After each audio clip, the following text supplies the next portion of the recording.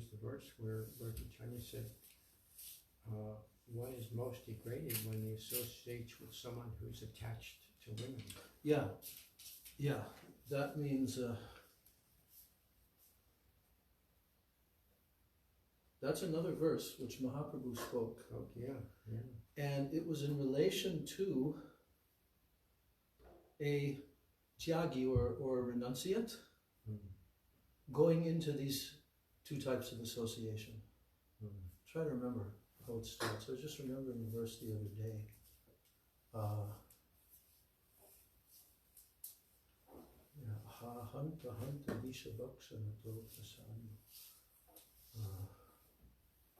Maybe I'll remember.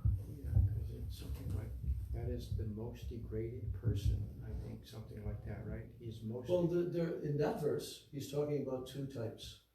He's talking about Yoshit, which means the woman class, and then he's talking about those who are attached to the persons who are attached to them.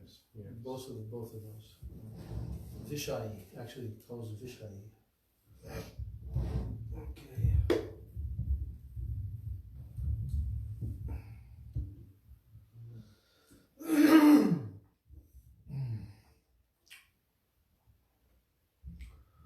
Jai Saparikar Shri Shri Guru Gauranga Gandharvika Giridhari Shri Shri Radha Vinod Bihari Radha Govinda Jiyo Ki Jai. Jai Shri Jagannath Baladev Subhadra Sudarshan Chakra Jiyo Ki Jai. Jai Giriraj Govardhan Ki Jai. Jai Shri Shri Nitai Gauranga Ki Jai. Jai Shri Nashringa Bhagavan Ki Jai. Jai Shri Lesi Bhaktivedanta Swami Maharaj Srila Prabhupada Ki Jai. Jai Srila Bhaktivedanta Narayan Goswami Maharaj Ki Jai. Jai Srila Bhakti Rakshak Sridhar Goswami Maharaj Ki Jai. Shri Rupa Nuga Guru Varga Ki Jai. Jai Shri Sachinandana Gaura Hari Ki Jai. Shri Nityananda Prabhu Ki Jai. Shri Panchatattva Ki Jai. Harinam Sankirtana Ki Jai. Nitai Gaur Premanande. Om Jnanatimirandasya Jnananjana Shalakaya Chakshurunmilitam Yena Tasmai Shri Gurave Namaha. Mukam Karoti Vachalam Pangum Langayate Girim Yat Kripatamaham Vande Shri Gurun Dinataranam. Vancha kalpatarubhascha kripa sindhu bevacha patitanam pavanebhyo vaishnavebhyo namo namaha. Namo mahabhadanaya Krishna prema pradayate Krishnaya Krishna chaitanya Namne Gauratishe Namaha. Narpita Charim Charat Karunaya Vatirna Kalo. Anarpita Charim Charat Karunaya Vatirna Kalo. Samarpaitum Unato Jvalarasam Swabhakti Shriyam. Hari Purata Sundara Dyuti Kadamba Sandipita Sada Hridaya Kandare Spuratuva Sachinandana. Jai Nityanandam Maham Nomi Sarvananda Karam Param Harinama Pradam Devam Bhagavaduta Shiromanim Sankarshana Karnato Yashai Garbhodashai Chapayogdashai Sheshaschayasyang Sakala Sanitya Nandakya Rama Sharanam Namastu. Bande Shri Krishna Chaitanya Nityanando Sahodito Gaudodai Pushpavanto Chitro Shamdo Tamo Nudo Panchatattvatmakam Krishnam Bhaktarupa Sarupakam Bhaktavataram Bhaktakyam Namami Bhakta Shaktikam. He Krishna Karuna Sindho Dina Bandho Jagatpate Gopesha Gopika Kanta Radha Kanta Namostute Tapta Kanchana Gaurangi Radhe Vrindavaneshwari Vrishabhanu Sute Devi Pranamami Hari Priye Vrindai Tulsi Debai Priyai Keshavasya Cha Krishna Bhakti Prade Devi Satyavachai Namo Namaha Shri Krishna Chaitanya Prabhu Nityananda Shri Advaita Gadadhar Shivas Adi Gaur Bhakta Vrinda Hare Krishna Krishna Krishna Hare Hare Hare Rama Rama Rama Hare Hare Hare Krishna Krishna Krishna Hare Hare Hare Rama Rama Rama Hare Hare. First of all, I'm offering my unlimited Dandavat Pranams and my Shraddha Pushpanjali at the lotus feet of my most beloved worshipable Gurudev Nitya Leela Pravishta Om Vishnupad Paramahansa Asto Tarasata Sri Srila A.C. Bhaktivedanta Swami Maharaj Srila Prabhupada. And I'm also offering the same unlimited Dandavat Pranams and Shraddha Pushpanjali unto the lotus feet of my most worshipable beloved Siksha Gurudevs Nityalila Pravishta Om Vishnupad Paramahansa Ashtotarashata Sri Srila Bhakti Rakshak Sridhar Goswami Maharaj and Nityalila Pravishta Om Vishnupad Paramahansa Asto Tarashata Sri Srila Bhakti Vedanta Narayan Goswami Maharaj.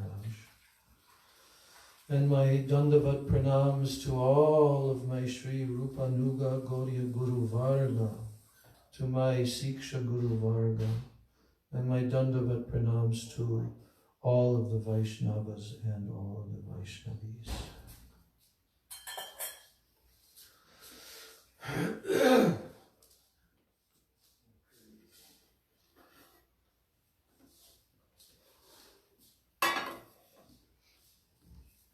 So Sri Upadeshamrita, the nectar of all instructions. Upadesh Amrita.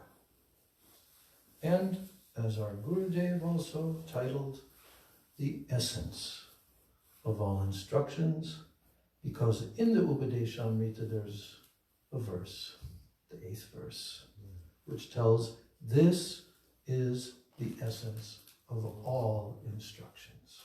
Yes. So it's very worthwhile that we are studying the commentary of our acharyas, commentaries, plural, and at the present time we are studying the commentary of Srila Sachidananda Bhaktivedanta Thakur on the 2nd and 3rd shlokas of Sri Upadeshamrita. We are now, there are six different activities which should be given up, and then there are 6 qualities that should be developed. If one gives up the inauspicious activities, the bhakti will be protected. But if one engages in those, bhakti will diminish, even to the point of where it becomes destroyed, because in the verse, the actual word that's used is vinash, means destroyed. So what are those 6? Atyahara, prayashascha, prajalpo, niyamagraha, janasangascha, lolyam cha, shadbir bhakti vinashyati. So vinash means destroyed. We don't want our bhakti to be destroyed. Do we? Why don't we want our bhakti to be destroyed?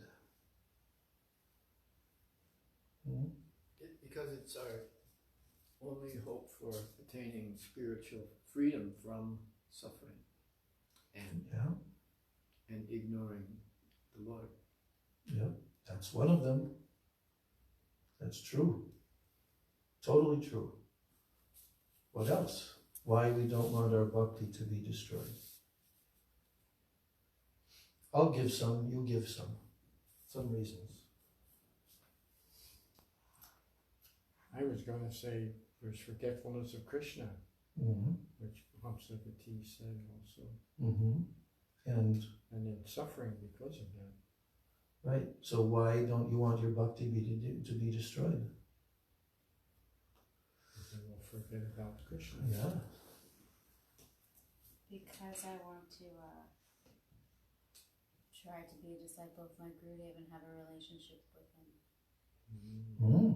What's the reason why you want that? Well, I think Gurudev would say sometimes that for a Kanishta or a new disciple, it's sentimentality, right? Okay. But because Gurudev has come and made this connection, as he says, he's stolen your heart. Yeah. And so your heart's stolen and you have to chase after it. Yeah, but very good. And why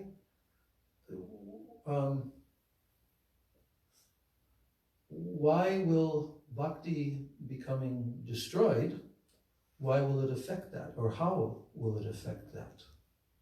If your bhakti is being destroyed, how will it affect what you just told? You want to be a good disciple of your Gurudev and have that relationship with him and all that. So how will our bhakti being destroyed affect that? If we're not following our Gurudev's instructions and we're not following the Satyahara Prayasascha, and if we're not following Gurudev's instructions, then our understanding of our relationship with him may become weak. But from the perspective of Guru Tattva, then Guru does not neglect the disciple, leave Gurudev. So instead, even if you go to hell, I'll come and drag you out. So I think I've talked myself into a circle. A good circle. You lose the connection with your Gurudev. Why do you lose that connection if your bhakti becomes destroyed?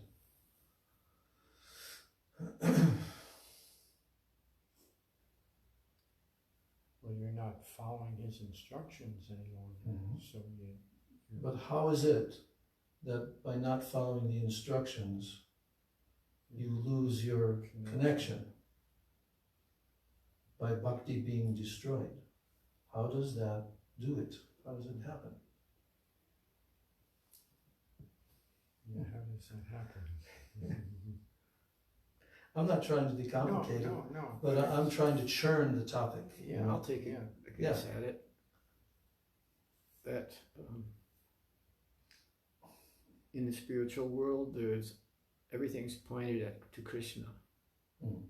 And self-interest above Krishna's interest is not existing there, so it will force us to take birth again and try to work it out. What will force us? If we self-interest. Yeah, if we indulge our senses, we can get carried away, just like a boat might get blown away by a hurricane. Okay, that's good. What did Prabhupada put on the masthead of Back to Godhead magazine? Krishna's like sunshine, Maya is like darkness. Where there's sunshine, there is no darkness. That's right. Where there's light, there cannot be darkness. But darkness is the absence of light, actually, right? So what he's saying is that if Krishna is there, because he said, Krishna is light, Maya is darkness. Where there is light, there can be no darkness. So wherever there's Krishna, there cannot be Maya. And what is Maya?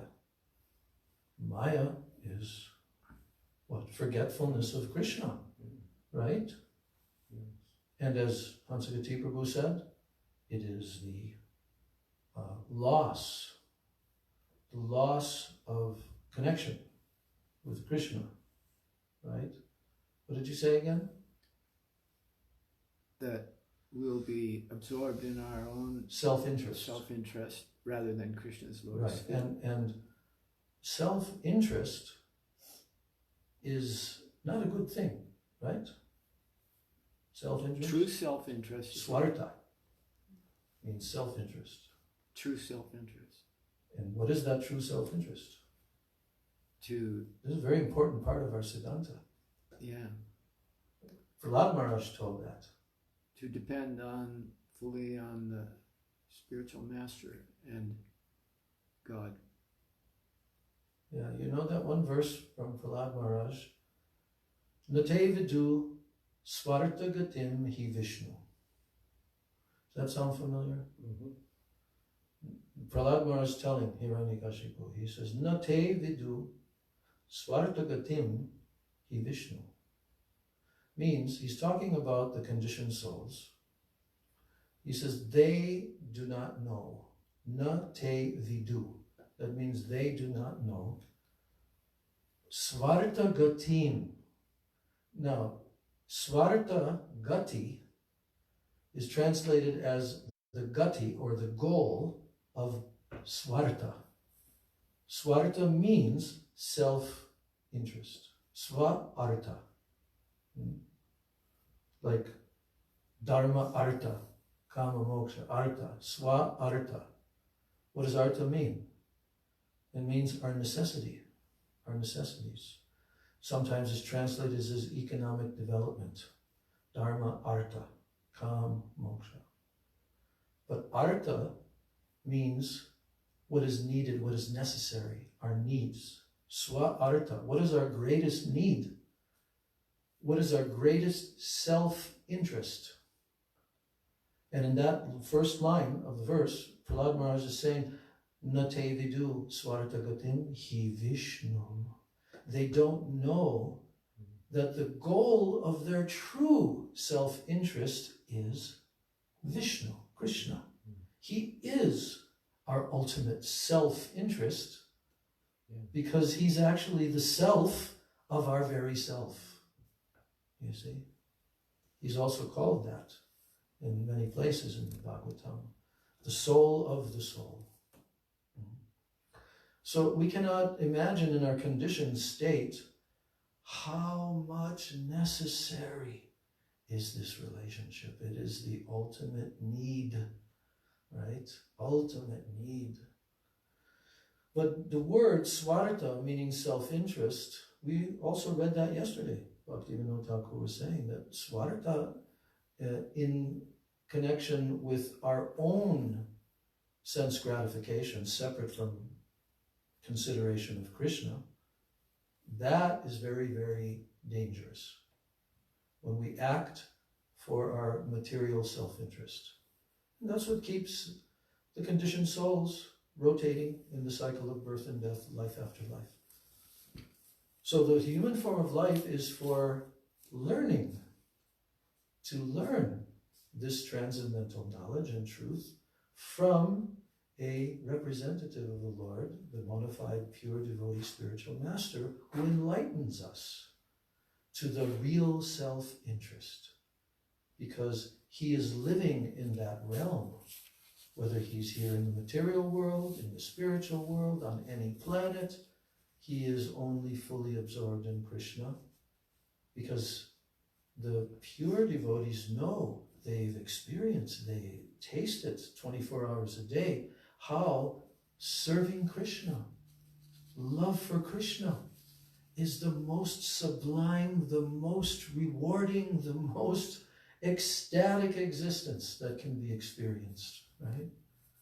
So the relationship with the Guru is to become obedient to his instructions. Why? Because his instructions are teaching us how we will be able to live in that spiritual realm, see? And to lose that connection with the Guru through disobedience, and the topic I was talking about was losing bhakti, because that's what the verse is telling. These 6 things destroy bhakti. When bhakti is destroyed, that bhakti is actually the seed of our prema that we want to develop ultimately. That bhakti is the seed is called Shraddha, okay, Shraddha. And the outward symptom of someone that has Shraddha, we were reading that also, is that they will become Sharanagata. Now that seed of bhakti, bhakti lata bij, we also mentioned this verse, how Chaitanya Mahaprabhu told the famous verse, Brahmanda Brahmite Konam Bhagyavan Jeev.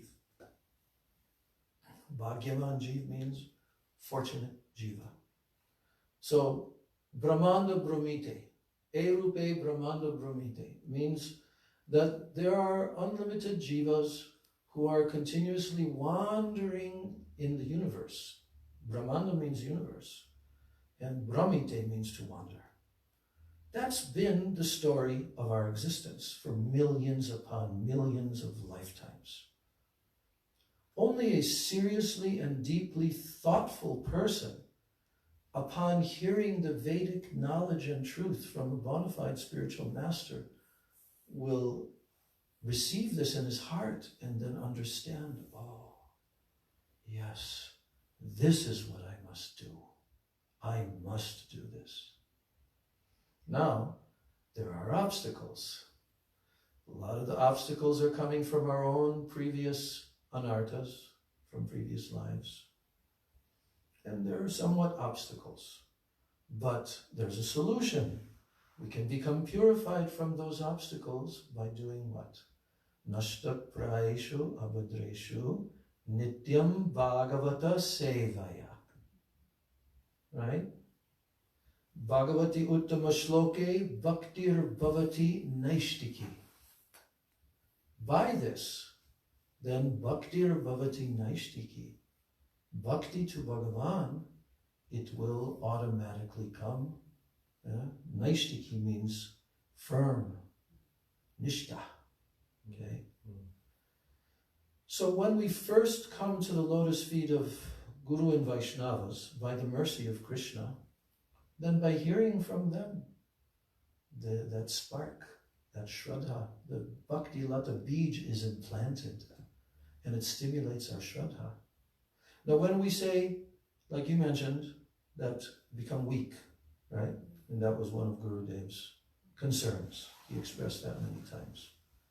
What happens? Where does that weakness come from? See? How does one become weak? And what's the opposite of weakness? Strong, nishta, very convinced, following properly Guru. But where does the weakness come from? Can you say where the weakness comes from? Well, there's a constant battle. Without staying engaged in Krishna's service, then the past impressions come upon us. Yes, the anarthas. Yes. So they're always there. So it's a matter of staying fully engaged, constantly engaged. Yes, that's right. And that's, yeah, go ahead. Like Krishna says to Arjuna, that yes, it's difficult to control the mind, but it is possible by constant practice and detachment. That's right. That's in relation to the yoga process. You know, when Arjuna said, what you're suggesting to me, because that's when Krishna described, you go to the forest, you lay the kusa grass, You begin to do Ashtanga yoga, you control the mind, the senses, all of this, right? And then Arjuna said, what you're suggesting, O Krishna, it seems almost like impossible, because it's as if you're telling us that to control the mind is like controlling the wind that's blowing. And that's certainly not a very easy thing to control the wind. So then Krishna answers with that verse that you quoted. Now that's in relation to that yes, it's difficult, but it's possible by constant practice and by detachment. So that must apply to... It does apply to Bhakti Yoga as well, but Arjuna was specifically commenting on how the suggestion of Ashtanga Yoga. As we know, Ashtanga Yoga is not the process for this Kali Yuga. But in previous yugas, especially in Satya Yuga, it was the Yuga Dharma, right? And people were well equipped for doing that. But they cannot do that now. They can meditate, which was Satya Yuga meditation. They can do yagyas, they can do deity worship and so forth, as was done in previous yugas, but they'll not achieve any real proper level of advancement from that. They cannot. Not in Kali Yuga. Not in Kali Yuga. But Harinam, Sankirtan, is the Yuga Dharma. And so therefore, the Yuga Dharma, the Yuga Avatar, descended and mixed with Chaitanya Mahaprabhu. Vishnu, the Yuga Avatar, mixed with Chaitanya Mahaprabhu, because he's already there, he's the source of all avatars. And he introduced in this Kali Yuga the process of Nam Sankirtan, but which kind of Nam? Prem Nam Sankirtan. Bringing the jivas to Goloka Vrindavan, to Braja Prem. That is Mahaprabhu's mission. It's different. Did you know that? That in all Kali Yugas, there are 1,000 Kali Yugas in Brahma's day. There's 1,000 Yuga cycles in one day, 12 hours of Brahma. We know the exact number of years, billions of years. So, in the Kali Yuga, there is always a Yuga avatar, just as there is always a Yuga avatar for all the 4 Yugas. And that Yuga avatar is Vishnu. That's why Vishnu is the maintainer, because he's maintaining the universe for the purpose of the jivas playing out their fantasy of being separate from Krishna and eventually being introduced to Vedic knowledge, Guru, Sadhu, Shastra, everything, and gradually achieving their eternal relationship with the Supreme Lord. So in every Yuga, there's a Yuga avatar.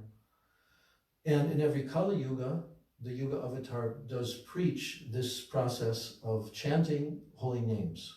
But which holy names? And what mood? It's Vaikuntha Nam. The jivas can go to Vaikuntha by following that in other Kali Yugas. But this is the most glorious Kali Yuga of all the other Kali Yugas in the day of Brahma. And that's why it's given the name, what? Huh? Danya. Danya. You know what Danya means? Merciful? No. That's Daya. Valuable. Huh? It's valuable. No.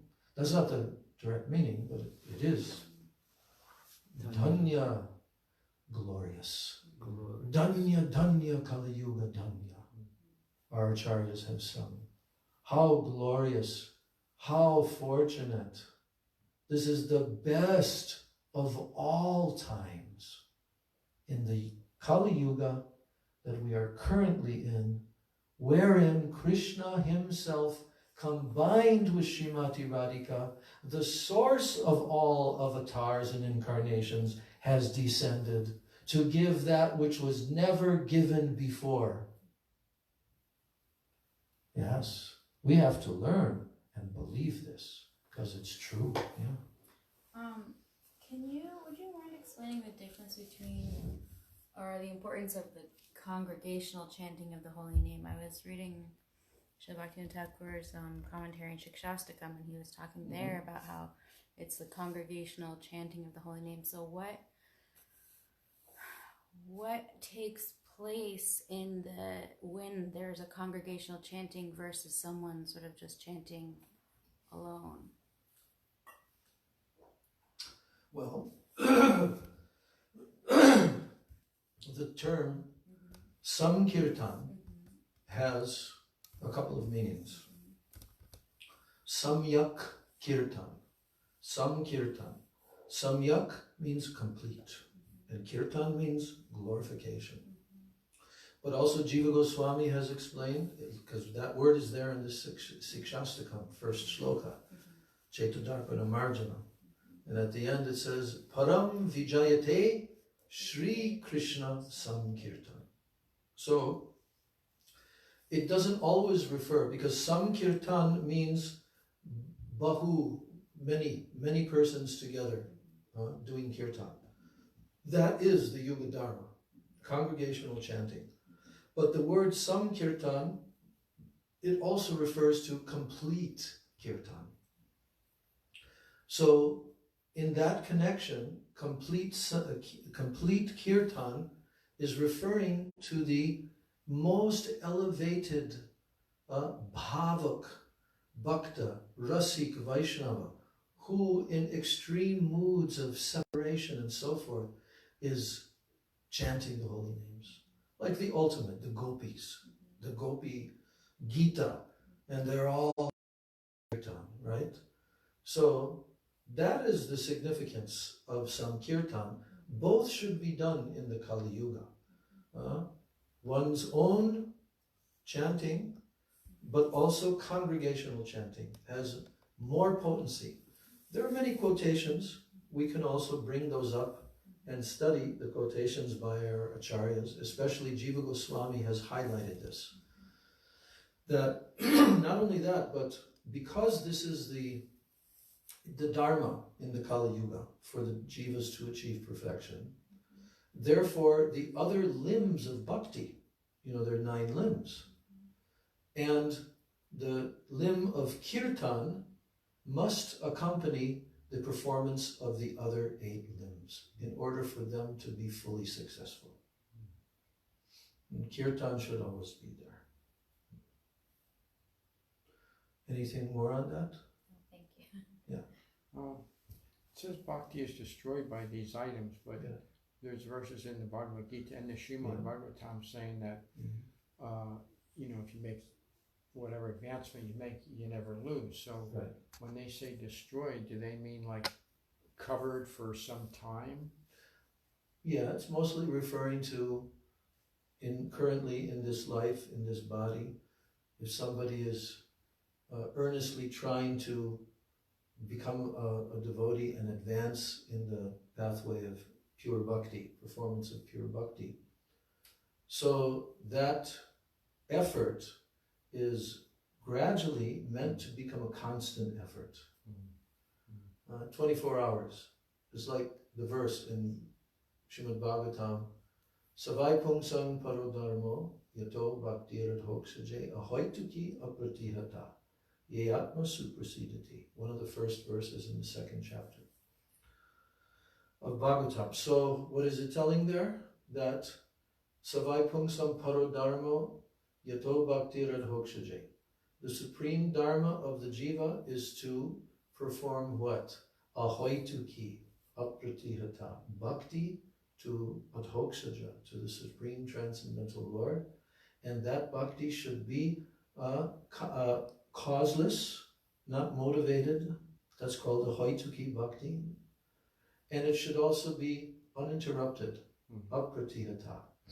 So the pathway of Shuddha Bhakti, pure Bhakti, which is not contaminated by karma, gyan, the whole definition verse of Rupa Goswami, right? Anyabilashita Shunyam, that whole verse. So when one is making an effort to develop Bhakti, which means that it should be constant, it should be unmotivated, it should be under the guidance of pure Vaishnavas and so forth, that devotee begins to experience the awakening of love for Krishna. through different stages, you know. But if the devotee becomes, he ceases to become diligent, and he slides into these other activities, especially in the category of those 6 unfavorable activities for bhakti, the bhakti will diminish, it will be affected. And if someone is very much absorbed, pretty much full time, and becomes so much controlled, they're not following the first verse of Upadeshamrita, Vajavegam, Manasa Krodavegam, like that. Then they begin to do all these things that are unfavorable, they're acting in an unfavorable way for bhakti. What will happen? It will be like, well, you could use the example that's also used of an elephant that's bathing, and then they come back out on the bank and throw dirt on themselves, you know. But the development of pure devotion is a very sensitive thing. Those who are on this pathway, they are completely one-pointed. They are fixed every single day of their life. They understand what I need to do from the time that I wake up in the morning to the time that I take rest. And I'm praying and praying that in this life I can achieve ruchi, taste, I can become a pure Vaishnava, right? So from the very beginning stages, under the guidance of Guru and under the guidance of exalted Vaishnavas, we execute the limbs of bhakti, which is called bhajana kriya. Bhajana kriya. And we follow. But if somebody is doing like what we have been studying, the 4th thing that should not be done, niyamagraha, they neglect to follow, or they follow, but as we've seen, there's so many different applications. It's not what they should be doing on the level where they are. They should adhere to those rules and regulations until they meet the next stage. So we've seen this happen in our lives because we've been very fortunate to be pretty much the first crop, you know, of Western devotees. And so we watched for many, many years, and we've seen, even from the early days, that some jivas come and then they're carried away. You know, we had our vocabulary, came from Prabhupada. The word starts with a B. Blue. Yes. And then the devotees developed some other categories also. Not fully blue, but fringed. See, so, but we don't want that. We don't want that, because that's defeating the ultimate purpose of our gaining even the human form of life, you know. So when someone becomes very conscious that this is favorable, this is unfavorable, and they're in the mood of surrendering to Guru and Krishna, Sharanagati, well, then they'll follow. And if they have some, you know, temporary lull or some, they'll immediately get back on track, you know, and they'll condemn themselves. That purifies the heart, you know. So Krishna will help like that. But if somebody is always doing very sinful activities and not following the regulated principles, and, you know, we have the whole long list. But they just live their life like, practically like a person that has no spiritual knowledge at all. But yet they say, well, I believe in Krishna and this and that. So, okay, they have some sukriti from a previous life, but they're adding in this life so many detrimental effects from aparads and from sinful activities and all of that. You know, and of course, Krishna knows the heart of every jiva. Krishna knows the heart. Like, I'll give you an example. I like this example very much. Srila Bhakti Pramod Puri Maharaj.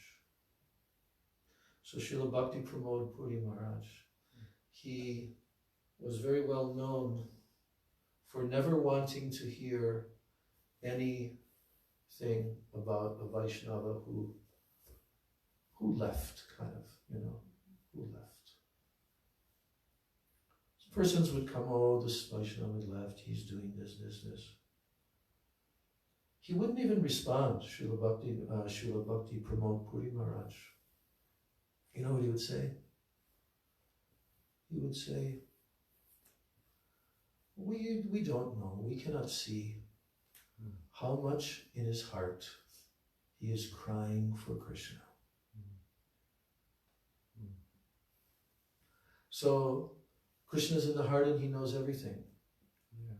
It's hard for us to know and to judge. We lament. We feel sad if we see that someone, due to the influence of very strong material energy, falls away and stops practicing and this and that. But this can happen because of the weakness, of the jiva. But when someone's anarthas, by staying very fixed for a longer period of time and anarthas, then generally that won't happen. Because now Nishta is coming. And when Nishta comes, generally it's very difficult for the Vaishnava to be pulled away from the practices by previous samskars and so forth. So, Srila Prabhupada, I know this well-known story of one devotee in the very, very beginning, at 26 Second Avenue. I was reading it actually. Don't remember whose book it was. It might have been Shama Sundar's book. No, not Shama. It was, I think, Mukunda Maharaj's book. Happiness. No, what was it called? Miracle on Second Avenue. And there were certain individuals whose names were there. They got some initiated name from Prabhupada. They had everyone had their own relationship with Prabhupada in that very beginning period. But there's this one particular devotee who, I don't remember all the details. I'll try to find it and read it. But he'd been around for a while. And then one day, he just came and told Prabhupada that I can't stay. Srila Prabhupada read his heart at that time. And Prabhupada wanted him to stay, but Prabhupada could also see that he was being pulled away. And then as the devotee backed away from Prabhupada and went out the door, and Prabhupada said, please come back in the future. With tears in Prabhupada's eyes. So, the pure devotees, they know everything. They know everything. And only the conditioned souls can be purified by the mercy of the pure devotees. That's the only thing that can ultimately purify the conditioned souls. So we have our Vaishnava Sangha. And Sadhu Sangha is most essential thing. Because in the association of good practicing Vaishnavas, like even from the beginning, barely anybody was really advanced, but they had some scars from previous lives, and everyone is just a beginning student. Now you have persons who are practicing for many, many decades, And so if somebody wants bhakti, or they're a brand new person, or they've been around for a while, facility is there that they should seek out, try to live near or with the devotees, engage in your activities for maintaining your life and the lives of your dependents, and pursue bhakti. So the Upadeshamrita is the guidebook. It can be referred to any time, and I've done it. You can see how when you're kind of realizing, I've been pulled off track quite a bit here and there, And then you look at the Upadeshamrita and you look at the list and you do an honest self-assessment. Yep, not doing that. Yep, I'm doing that. And, and then it becomes very clear that this is infallible It's an infallible set of instructions actually given by Chaitanya Mahaprabhu himself. So we can't even begin to estimate really how essential and important it is to follow each and every one of them, to the very best of our ability. So we're studying Jana Sangha, right? And Jana Sangha is, let me just find where we left off here. Yeah. So he's got the 7 categories, right? The 7 categories. Okay. Yes.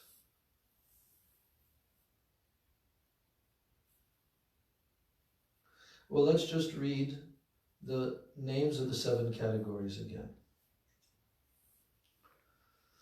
It is essential for every practitioner of bhakti to know how many types of persons exist who are averse to Bhagavan, because that's what we have to avoid, is associating with persons that are averse to Bhagavan. And he also talks about what constitutes Sangha, conversing with ordinary persons about worldly deeds. This is not qualified as Sangha. Rather, it is considered Sangha when such dealings are full of a binding affection. So that's what has to be avoided. Now, we should know how many types of persons exist who are averse to Bhagavan. Therefore, although we do not desire to do so, we are listing them here. They are of 7 types. First one, monists and atheists, and Mayavadis and Nastiks. Number 2, materialists, Vishayis. Number 3, those who associate with materialists. They're called Vishayi Sangis. Number 4, the opposite gender, Yoshit. Now that refers to, although the literal translation of the word Yoshit is women, it is apparent from the explanation that is coming that the intended meaning is, quote, inappropriately associating with the opposite gender. That's what it means. So, and that also applies for women associating with men, both ways. Number 5, those who illicitly associate with the opposite gender, they're called Yoshit Sangis.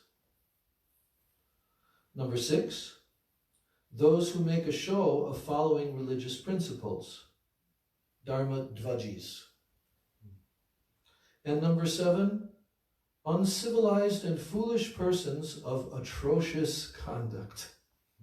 Durachari mudha buddhi antyaja. Like absence. Yeah. Foolish, uncivilized persons who have atrocious conduct. Duracharis.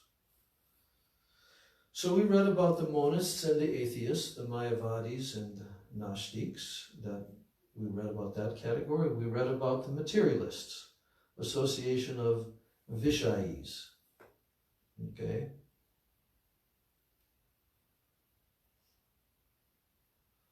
And now people who associate with materialists,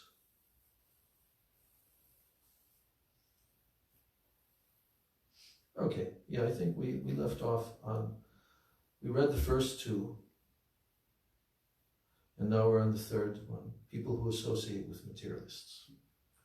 All right, Bhaktivedanta Thakur is saying, both sense enjoyers, or materialists, that means Vishayis, and those who associate with the sense enjoyers, Vishayi Sangis, both of them are averse to Bhagavan.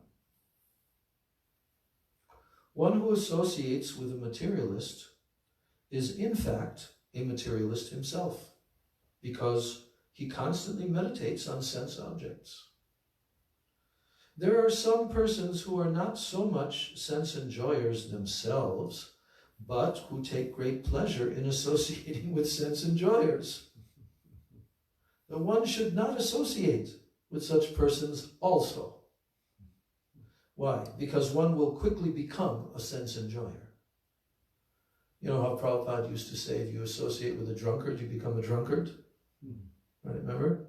Yeah. So, there are two types of sense enjoyers, and those who associate with sense enjoyers. Two types. Number one, those who have made Bhagavan part of their sense gratification. Wow! Now, I haven't read this yet, so I'm hearing it as I'm reading it. Those who have made Bhagavan part of their sense gratification. Let's see how he explains this.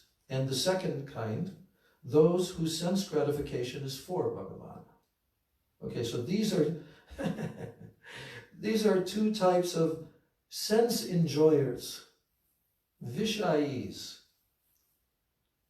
and also those who associate with sense enjoyers, okay, Vishayi Sangis. The first one is those who have made Bhagavan part of their sense gratification. And the second type is those whose sense gratification is for Bhagavan. Okay, you can kind of see where he's going with this, right? He continues, the association of the second type of materialist is somewhat better than association with the first. What was the first type? Those who have made Bhagavan part of what? Their sense gratification. And the second type, those whose sense gratification is for Bhagavan. And here, he says, the association of the second type of materialist is somewhat better than association with the first. So what does he mean by this? Here he goes. Although materialists who enjoy pious sense gratification are better than sinful materialists, a practicing devotee should not associate with them until they become favorably inclined toward Sri Krishna. So here he's saying there's this type of materialist, he enjoys pious sense gratification, so they're better than the sinful materialists. A practicing devotee still, he should not associate with them until they become favorably inclined towards Sri Krishna. We'll read this and then we'll reflect upon it, what he's giving here. He says, simply dressing as a renunciant does not enable one to develop a natural detachment from sense objects. We can understand, Srila Bhaktivedanta Thakur is living in Bengal in that time period. There's so many persons taking on the dress of sadhus and this and that, but not at all being detached and acting as renunciates. So many apasampradayas. So he says, even renunciants are often seen to collect objects of sense gratification. On the other hand, there are people surrounded by sense objects who appear to be materialists, but who internally adopt yukta vairagya. Yukta vairagya means appropriate renunciation, accepting everything favorable for the service of Bhagavan. So those persons, they're surrounded by sense objects. They appear to be materialists, but internally they adopt yukta vairagya, and they are fully absorbed in Bhagavad Bhajan. So after carefully contemplating these topics, the sadhak should give up the association of Vishayis and Vishayi Sangis and perform bhajan either in solitude or, if he is fortunate enough, in the association of saintly persons. So there's a lot to reflect upon in this long paragraph. Well, we can see from our own experience how some of our senior godbrothers, would accept disciples, and then all of a sudden they'd be living very luxurious lives and not really being detached from it. Right. Yes. That's one of the unfortunate developments that we've witnessed. Yeah. Actually, in our discussion the other day about the 3 symptoms, Labh, Puja, and Pratishta, Srila Sridhar Maharaj explains that in his Sri Guru and His Grace book, how the attachment for material things, Labh, means money and different objects of sense enjoyment and so forth, right? But not for the service of Krishna, right?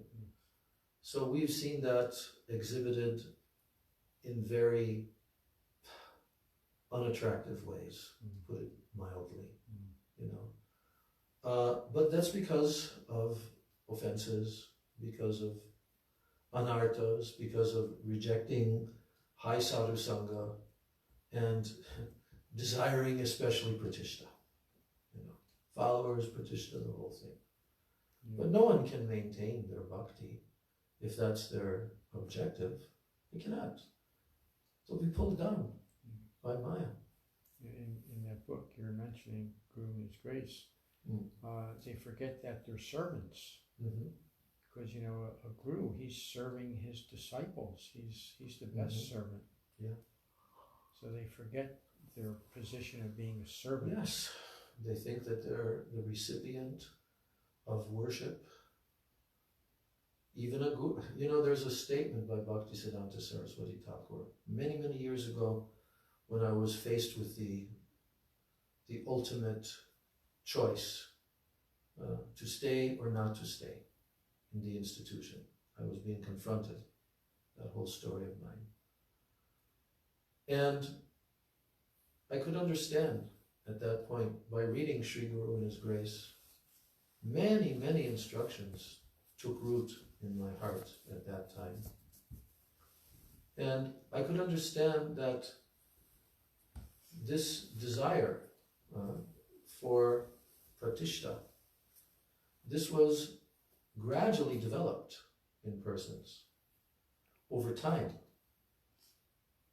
And one statement was quoted by Srila Bhakti Rakshak Sridhar Maharaj, he was quoting Bhaktisiddhanta Saraswati Thakur. There he said that a Vaishnava never accepts any position.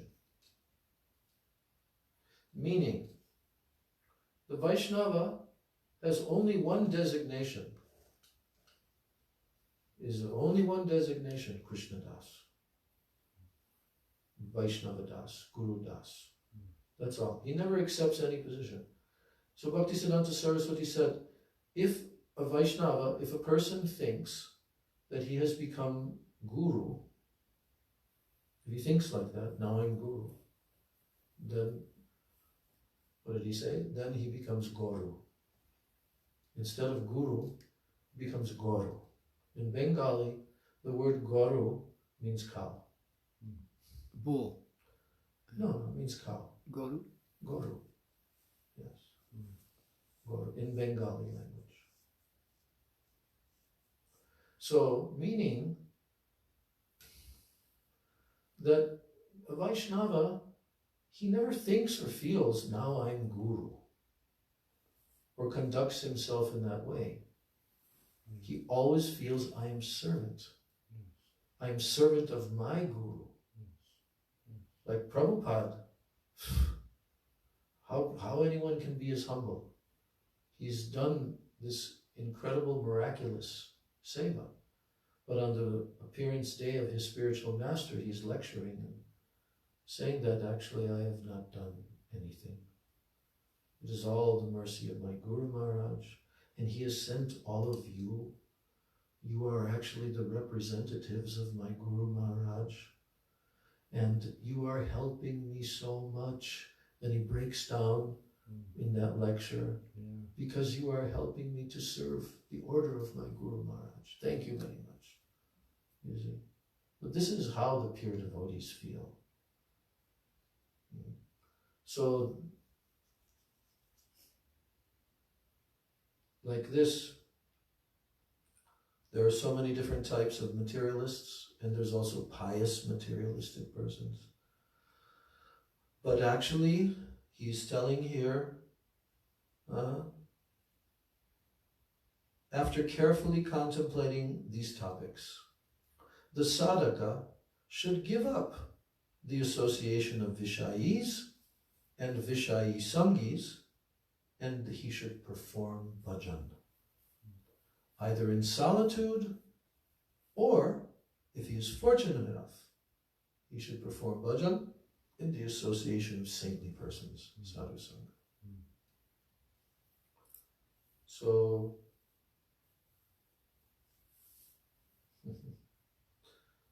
yeah, so he gives this example that simply dressing as a renunciant, that does not enable one to develop a natural detachment from sense objects. Even renunciants are often seen to collect objects of sense gratification.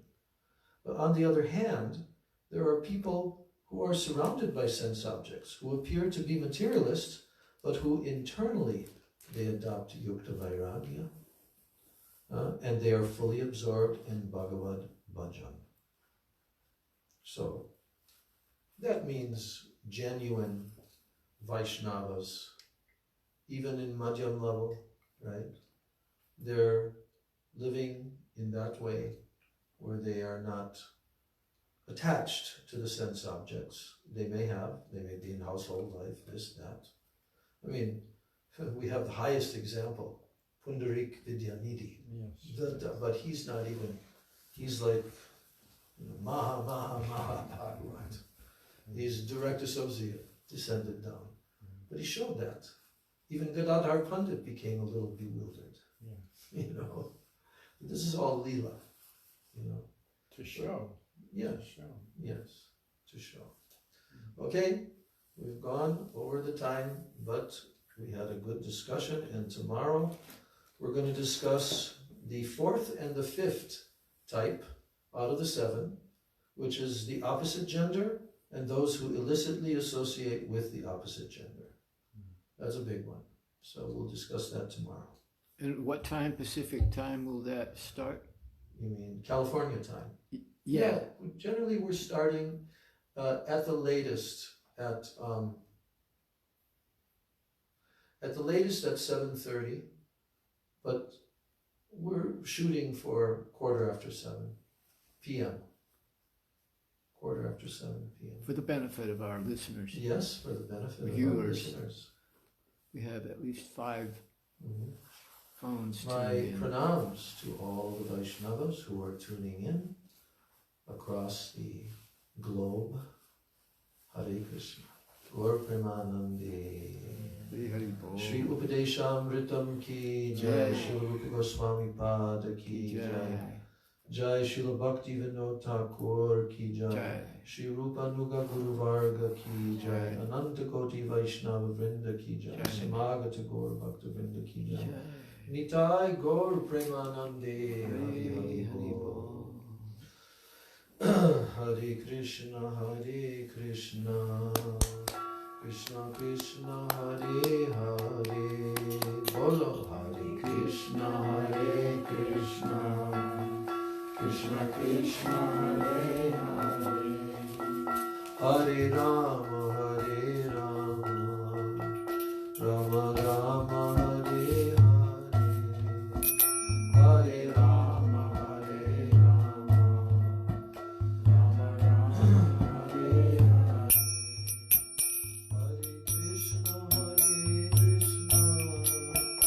Krishna Krishna, Hare Hare. Hare Krishna, Krishna Krishna, Hare Hare. Hare Rama, Rama Rama, Hare Hare. Hare Rama,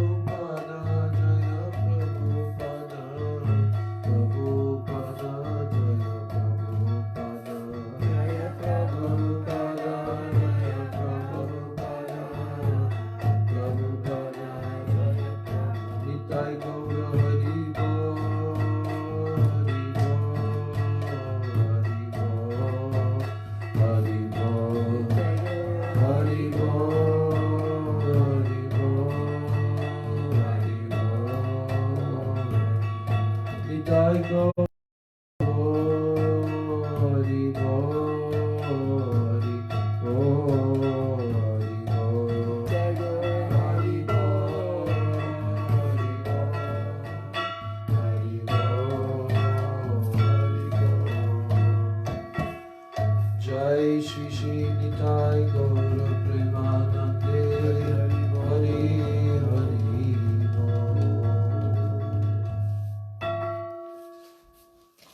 Vrindai Tulsi Devai Priyaya Keshavasya Krishna Bhakti Pradevi Sajavachai Namo Namaha Vansha Kalpatarubhyascha Kripasya Sindhyeva Cha Patitanam Bhavanebhyo Vaishnavebhyo